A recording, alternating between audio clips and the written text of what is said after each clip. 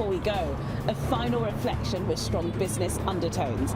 Earlier this year, billionaire investor Femi Otedola released his memoir, Making It Big, a book exploring resilience, reinvention and legacy. To mark the launch, Motherland Hub hosted a special book club edition here in London, bringing together young entrepreneurs and change makers from across Africa and the diaspora. The discussion explored what it takes to weather storms, reinvent in difficult moments and build lasting impact. Lessons that resonated strongly with a new generation of African business leaders. I was instantly transported back to a context that I'm very familiar with, which is one of community, one of cooperation, a very distinct context to what I've come to be exposed to since I've moved to the UK. So the reason why I think the Nigerian context is important is because if we don't have a truly representative story, then you end up taking things from other parts of the world that aren't necessarily to your benefit.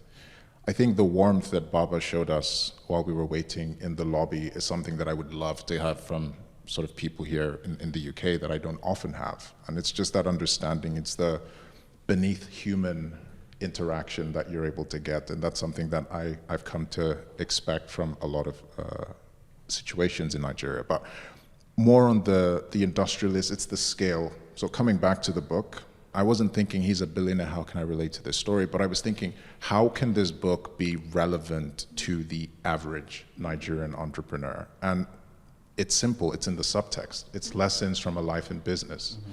There's very, very tangible and practical lessons in this book that aid you both from a personal level, on a financial level when you're dealing with sort of your finances in your company, personal level when you're dealing with your employees, strategy level when you're coming to understanding the industry that you're in and how you get the best out of that industry. There's so many compelling insights about areas that he's done well, which we're also happy to share, but then also areas that he's not quite got it right. And I think that visibility on what business is in a very, very relatable context is one of the key reasons that I think the Nigerian context in this book in particular is resonates so much with me, and it's quite important. What I love about books as well today is basically getting a mentor. You're basically being mentored by some people who you don't have access to, whether that's through podcasts, books, and so many people are like, I need to find now you've got a book from a billionaire who can tell you his secrets, his struggles, who can let you know, actually, yeah, you are going to hit rock bottom here, but there is a time where you're going to, need to just kind of push through it. So, yeah.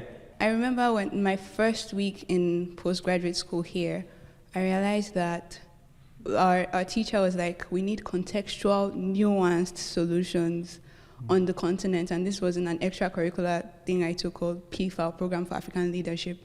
And she was like, here the system is, it doesn't matter your age, you walk in, you tell someone to do a task, even if they are 10 years older than you, they do it. In Nigeria, if you don't want to be frustrated, you don't just say, do this with the, I'm the boss. Chances are you'll get frustrated, whatever it is you want to get solved will not be solved, and your staff will act like they don't know anything about what you've said. So I think it's important because you get to see, like I would always say, Nigerians have grit and resilience, and it's always important to see that mirrored, especially in a system that is growing, because we don't have all the infrastructure. Like he mentions in his book, there are a lot of gaps and inefficiencies, and it's very important in a system where you think, oh, everybody already has a slice of the pie. When you notice that there are gaps, how do you plug into those gaps? And I think it is important for people to have those examples. But the more and more we learn, the more and more I learn about what are people saying who have actually done the things that I want to do, or done similar things to what I want to do, even if I have some disagreements with them. I want to learn from their own perspectives. I want to, for different brief moments, see things from different people's eyes, and come back to myself and say, okay, how can I apply all these different things to what the things that I want to do, things that we all want to achieve. And I mean, what's really exciting about him? We were talking earlier before the cameras came up, that he doesn't give many interviews. He's one of the most like mysterious business leaders. You know, he doesn't give press conferences. I think I've watched 1 or 2 interviews he's given in probably the last 3 decades. So when he released this book, he hasn't even done an interview after saying, "Oh, this is my book, please buy it." He's just posted it. That's it. Like, buy if you want to buy, you know, or don't buy it. And that to me, it kind of draws me in more. Fine, let me learn. Let me see if there are things here to learn from. And there are quite a lot of things, you know. I think particularly in Nigeria, one of our largest exports is the cultural power. And if you take this book and you take what Mr. Otedola is talking about when he talks about how he navigates political relationships or familiar relationships, and the way he's able to glean insight or nuance, and how he's able to get more out of situations than you typically would, because he understands the culture and the context of the rooms that he's in. And I'll take, for example, Topicals, my skincare brand. We were the first brand to take a brand trip, so taking influencers to the continent of Africa. Particularly, we went to Ghana. We've now also been to Lagos. But we were the first brand to ever do that.